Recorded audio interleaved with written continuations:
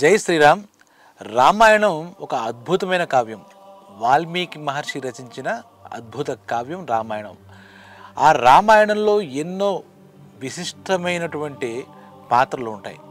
అటువంటి విశిష్టమైన పాత్రల్లో అంటే మనకి ఇది ఎప్పుడంటే లంకలో ఉన్నటువంటి 2 విశిష్టమైన పాత్రల గురించి ఇప్పుడు మనం వాళ్ళు చర్చించుకుందాం. ఆ విశిష్టత ఏమిటి, ఆ పాత్రలు ఏమిటి కూడా తెలిస్తే నిజంగా ఆశ్చర్యం వేస్తుంటుంది. ఆ రావణాసురుడు సీతమ్మ తల్లిని ఎత్తుకుని అపహరించి వెళ్ళిపోయాడు, ఒక అశోక చెట్టు కింద బంధించాడు. ఇదంతా మనకు తెలిసిందే. అక్కడ విభీషణుడు పట్టమహిషి, విభీషణుడు భార్య శర్మ అని చెప్పేసి, అలాగే విభీషణుడు శర్మలకు పుట్టినటువంటి త్రిజట అనే క్యారెక్టర్ గురించి కూడా మనం మాట్లాడుకోవాలన్నమాట ఈరోజు. ఈ శర్మ అనేవాడు ఎవరంటే ఫస్ట్ చాలా సీతాదేవికి చాలా విషయాల్లో దగ్గరగా ఉండి ఆ అశోకవనంలో ఉన్నప్పుడు ఎన్నో విషయాలు ఆవిడకి చేర్చి ఆవిడని అనునయిస్తూ ఆవిడని ఓదారుస్తూ వెళ్ళినటువంటి ఒక గొప్ప క్యారెక్టర్ శర్మ. ఈ శర్మ యాక్చువల్గా రాక్షస జాతి స్త్రీ కాదు. శర్మ బిడ్డ అంటే త్రిజటని రావణాసుడు ఏం చేస్తాడు అంటే ఈ సీతమ్మ తల్లికి కాపలా పెట్టిన రాక్షసుల్లో ఒక రాక్షసిగా పెడతారు. ఈ త్రిజట వెళ్ళి సీతాదేవిని ఈ రకంగా రావణాసురుడు హింస పెడుతున్నాడని విషయాలన్నీ తల్లి అయినటువంటి శర్మకి చెబుతూ ఉంటుందన్నమాట. దాని ద్వారా శర్మ మొట్టమొదటి నుంచి ఏంటంటే రావణాసురుడిని వ్యతిరేకిస్తూ ఉంటుంది. ఎందుకంటే శర్మ గంధర్వ జాతి స్త్రీ. ఇక్కడ కాదు, హిమాలయాల్లో మానస సరోవరంలో ఒక గంధర్వ రాజుకి పుట్టిన అమ్మాయి శర్మ. ఈ రావణాసురుడు ఇలా అమ్మాయిలందరినీ ఎత్తుకెళ్ళిపోవడం వారికి అలవాటు కాబట్టి అలా శర్మను కూడా అపహరించి తీసుకొచ్చి తన తమ్ముడైనటువంటి విభీషణుడికి ఇచ్చి పెళ్లి చేస్తాడు. సరే, విభీషణుడి యొక్క మంచి లక్షణాలు నచ్చి ఆ విభీషణుడితో సక్రమంగానే ఈవిడ ఉంటుంది శర్మ. అయితే రావణాసురుడు అంటే మటుకు ఈ శర్మకి పరమ అసహ్యం. ఆ తర్వాత ఈ వాళ్ళ బిడ్డ త్రిజట ఉంటుంది, చెప్పాను కదా, సీతాదేవికి అశోకవనంలో కాపలాగా ఆవిడ పెట్టాడు రావణాసురుడు. వాళ్ళందరికీ ఆ టీంకి లీడరు త్రిజట. ఈ శర్మ విభీషణుడి జీన్స్ వచ్చేయడం వల్ల త్రిజట కొంచెం పద్ధతిగా ఉంటుంది. ఆ త్రిజట ద్వారా శర్మ గురించి సీతకు తెలుస్తుంది అన్నమాట. అప్పటి నుంచి సీతమ్మ తల్లి దగ్గరికి శర్మ వచ్చి ఎన్నో మంచి మాటలు చెప్పి అక్కడ జరుగుతున్నటువంటి విషయాలు చెప్పి ఆవిడికి చాలా ఓదార్పుగా చాలా దగ్గర అవుతుంది శర్మ. ఈ త్రిజట కూడా సీతమ్మ తల్లి పట్ల చాలా అనునయంగా ఉంటుంది. ఇలా పిచ్చి పిచ్చిగా మిగిలిన రాక్షసు స్త్రీలాగా వ్యవహరించకపోవడం, త్రిజట అంటే కూడా ఒక మంచి ఒపీనియన్ ఉంటుంది అన్నమాట. ఈ త్రిజట ద్వారా శర్మ గురించి తెలియడం వల్ల సీతాదేవి కూడా శర్మని ఆదరిస్తుంది. అలాగే సీతమ్మ తల్లి శర్మ ఊరడిస్తూ ఉంటుంది. ఇక్కడ వరకు ఇలా బాగుంది.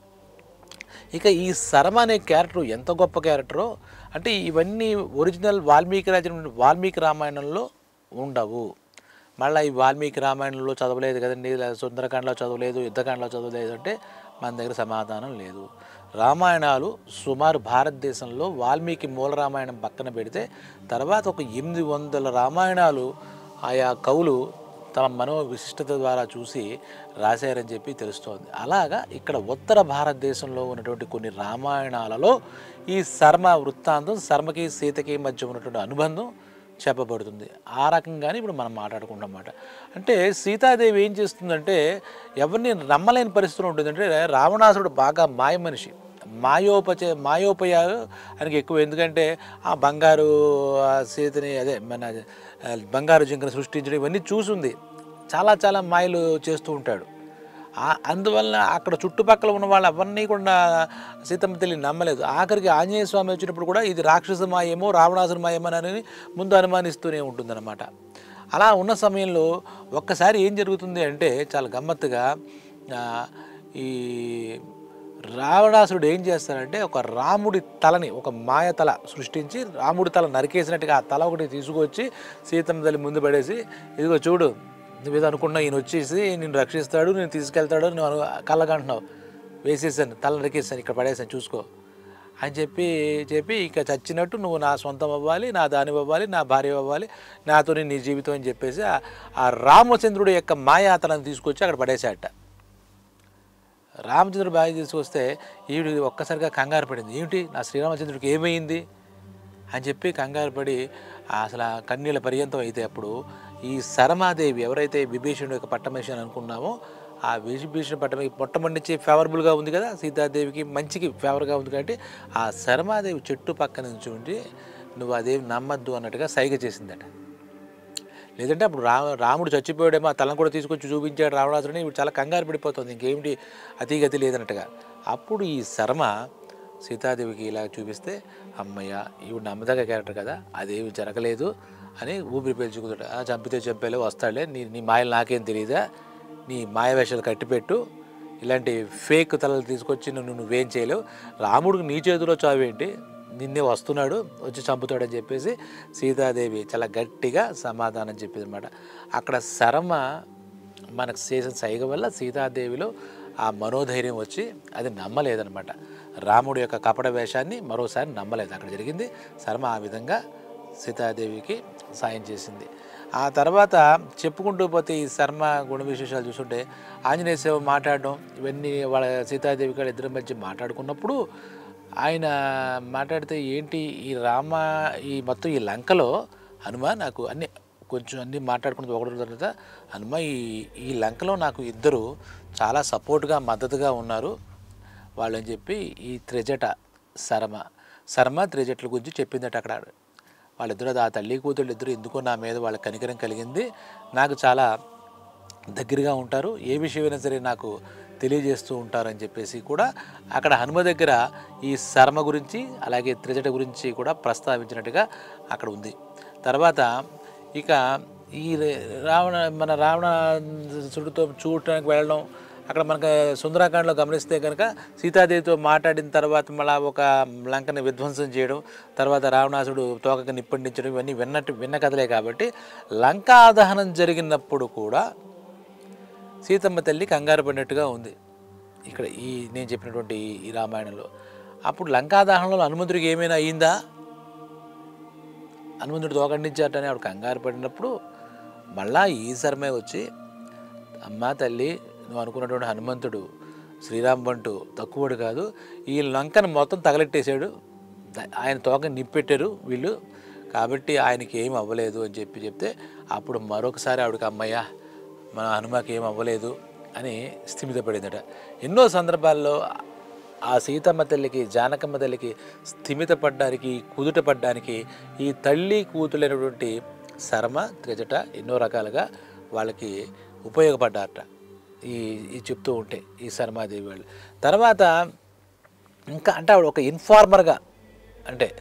ఇన్ఫార్మర్గా వ్యవహరించి ఈవిడికి ఒక ధైర్యాన్ని ఎప్పటికప్పుడు కల్పిస్తూ వచ్చిందని కూడా ఆ రామాయణంలో తెలుస్తుంది. అదేంటి అంటే సుగ్రీవ సేనతో కలిసి శ్రీరామ లక్ష్మణులు రావణాసురుడిపై యుద్ధానికి చేయడానికి వస్తున్నారు తల్లి, నీ కష్టాలు కడగండ్లు ఇంకా తీరిపోయినట్లే, రావణాసురుడి పరిస్థితి ఇంకా అయిపోయింది అధోగతే అని చెప్పేసి ఆ వార్తను ముందుగానే తీసుకొచ్చి ఈవిలో మనోధైర్యం అదే రకంగా ఆనందాన్ని క్రియేట్ చేసినటువంటి క్యారెక్టరు ఎవరైనా అంటే శర్మ. తర్వాత ఇంకో ఆ యుద్ధం అలా వాళ్ళు వస్తున్నారు తెలిసినప్పుడు కూడా తన భర్త అయినటువంటి విభీషణుడితో అదే చాలా ఆ పక్షాన ఉంటే మీ అన్నగారు పోయినటువంటి రావణాసుని పక్షం ఉంటే ఇంకా అంతకన్నా దరిద్రం ఇంకోట్లేదు, నువ్వు పార్టీ మార్చి రామపక్షం ఎవరైతే ధర్మం ఉన్నాడో ఆ ధర్మం పక్షం నువ్వు ఉండు, నీకు వచ్చిన నష్టమేం లేదని చెప్పి భర్తకి ప్రబోధించింది కూడా అంటే విభీషణుడికి ప్రబోధించింది కూడా శర్మ అని చెప్పేసి మనకి తెలుస్తుంది అన్నమాట. ఈ రకంగా శర్మ క్యారెక్టర్ చాలా విశిష్టంగా ఉంటుంది. అలాగే ఈ త్రిజట అని చెప్పాం కదా శర్మ బిడ్డ కూతురు, ఆ త్రిజట కూడా ఆవిడకి ఒక కళ వచ్చినట్టుగా ఇది సుందరాకాండలో ఉంది, వాల్మీకి మూలంలో. ఆ త్రిజట తన స్వప్నంలో వచ్చి ఈ రావణాసుడికి వచ్చినటువంటి ఈ అపశకునాలన్నీ అంటే ఇంకా రావణ సామ్రాజ్యం కుప్ప కూలిపోతుంది అనే విధంగా కూడా ఆ త్రిజట స్వప్నంలో కనపడడం, తన తోటి ఈ రాక్షస స్త్రీలందరికీ త్రిజట చెప్పడం కూడా అంటే అంత స్వప్నంలో వచ్చి చాలా అపశకునాలు కనబడుతున్నాయి, శ్రీరామచంద్రుడు వస్తున్నాడు, రావణాసుడి యొక్క ప్రభ అంతరించబోతోంది, అతను చేసిన పనికి మూల్యం చెల్లించే తప్పదు, ఈ దెబ్బతో అతని పరిస్థితి అయిపోయిందని కూడా త్రిజట స్వప్నంలో కాంచి చెప్పిందనమాట.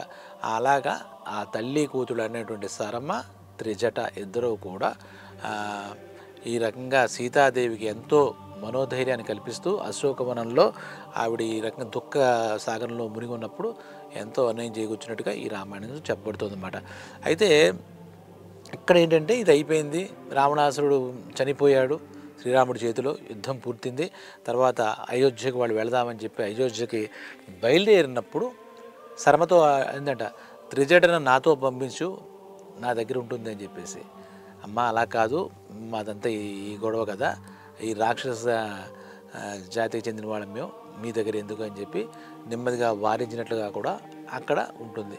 ఆ తర్వాత ఈ రావణ యుద్ధం జరిగింది, రావణ సంహారం జరిగింది. తర్వాత విభీషణుని ఆ లంకకి మహారాజుగా పట్టాభిషేకం చేస్తాడు శ్రీరామచంద్రుడు. అప్పుడు ఈ శర్మ పట్ట మహిషిగా ఆవిడ కూడా ఆ మహారాణి స్థానం పొందుతుంది. ఇక్కడ దాకా ఉన్న తర్వాత ఈ వీళ్ళకి ఇచ్చినటువంటి ఇంపార్టెన్స్ ఇంకోటి ఏమిటంటే, పుష్పక విమానంలో వీళ్ళంతా కలిసి లంక నుంచి అయోధ్యకు వెళ్తారు. రామ పట్టాభిషేకం జరుగుతుంది, సీతారాముల పట్టాభిషేకం జరుగుతుంది. ఆ పట్టాభిషేకానికి కూడా విభీషణుడు, శరమ, అలాగే వాళ్ళ పెట్టినటువంటి త్రిజట వెళ్ళి ఆ పట్టాభిషేకం కళ్ళారా తిలకించి మళ్ళా లంకా నగరానికి వచ్చినట్టుగా కూడా ఉంటుందన్నమాట. ఇదంతా ఎలా అంటే ఇందాకనే చెప్పుకున్నాం, మళ్ళీ దీనిలో కొన్ని గాథలు జానపదుల్లో మాత్రమే కనపడతాయి. దానికి మూలాధారాలు అంటే ఇప్పుడు మనకి కనపడదు, ఇప్పుడు దానిలో ఉండదు. చెప్పా కదా 800 రామాయణం. ఇక్కడ ఉత్తరాదికి చెందిన కొన్ని రామాయణంలో ఈ శరమ, విభీషణుడు యొక్క పట్టమై శర్మ గురించి, అలాగే త్రిట గురించి ప్రత్యేకించి ప్రస్తావన ఉంది. ముఖ్యంగా ఆ శరమ సీతాదేవికి చెప్పిన మాటలన్నింటినీ ఎప్పటికప్పుడు చేస్తున్నటువంటి వార్తలు కానీ, ఆవిడకి అనునిస్తున్న విషయాలు కానీ అన్నీ కలిపి శరమ వాక్యం అని చెప్పేసి ఒక అధ్యాయంలా కూడా ఉందని కూడా చెప్తారన్నమాట. కాబట్టి ఈ శరమ అనేది ముఖ్యంగా చాలా ముఖ్యమైన పాత్రగా, కష్టంలో ఆవిడికి అండగా దొరికి అధర్మం వైపు కాకుండా ధర్మం వైపు మాట్లాడి సీతమ్మ తల్లికి ధైర్యం చెప్పినటువంటి ఒక అద్భుతమైన క్యారెక్టర్గా మనం దీన్ని అర్థం చేసుకోవచ్చు అన్నమాట. ఈ శర్మ వాక్యంలో ఉత్తరాది కొన్ని రామాయణాల్లో దీని గురించి ప్రత్యేకంగా ఉందన్నమాట. ఈ 2 విశిష్ట పాత్రలు అద్భుతమైనవని చెప్పి కూడా అక్కడ ఉన్నవాళ్ళు ఆయా రామాయణాలు చదువుకున్న చెప్పుకుంటూ ఉంటారు అన్నమాట. ఏది ఏమైనా మంచి ఎప్పుడూ అన్ని చోట్ల ఉంటుంది. చెడు మొత్తం వ్యాపించి ఉన్నా కూడా మంచి ఎక్కడి నుంచి ఒకటి వచ్చి ఆ చెడును అంతరించడానికి దాని వంతు సహకారంగా ఇలాంటి శర్మ రూపంలో, త్రిజట రూపంలో వస్తూ ఉంటుందన్నమాట. అందుకే ఈ రామాయణంలో ఈ ఘట్టాన్ని ప్రత్యేకించి మనం చెప్పుకోవాలి. శర్మ పాత్రను కూడా మనం ప్రత్యేకించి ప్రస్తావించుకోవాలి. జై శ్రీరామ్.